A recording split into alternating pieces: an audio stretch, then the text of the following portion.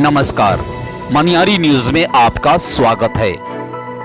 सुशांत सिंह राजपूत के केस में सीबीआई द्वारा गठित की गई एम्स की फोरेंसिक टीम ने अपनी रिपोर्ट में मर्डर की किसी भी संभावना से इनकार किया है। एम्स की टीम ने कहा है कि उनके जांच के मुताबिक सुशांत की मौत फांसी लगाने के कारण हुई और इसलिए यह आत्महत्या है। एम्स के फोरेंसिक पैनल की इस रिपोर्ट के सामने आने के बाद सबकी नजरें अब बॉम्बे हाई कोर्ट पर है कि वह रिया चक्रवर्ती को जमानत देता है या नहीं।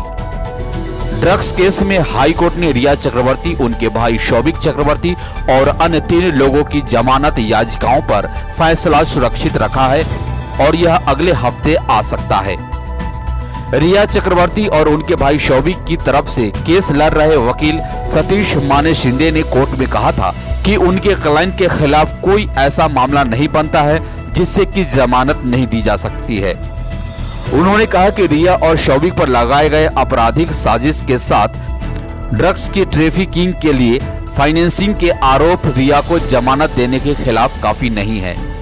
सतीश मान शिंदे ने यह तर्क भी रखा है कि दिल्ली हाई कोर्ट की एक डिविजनल बेंच ने अपने फैसले में कहा था कि अगर ड्रग्स की मात्रा बहुत कम है तो जमानत दे दी जानी चाहिए। उन्होंने कहा कि जांच में रिया के पास से कोई ड्रग्स बरामद नहीं की गई है, लेकिन उन पर सुशांत के लिए ड्रग्स खरीदने का आरोप लगाया गया है जो कि बेहद कम मात्रा में थी, इसलिए उन्हें जमानत दे देनी चाहिए। वकील अमित देसाई कहते हैं कि कानून ड्रग्स की कम मात्रा पर इतना सख्त नहीं है और ऐसा कई फिल्मों में देखा गया है। हालांकि अगर एनसीबी ने सख्त आरोप लगाए हैं तो वह इस कम मात्रा के आधार पर जमानत के लिए काफी नहीं होंगे।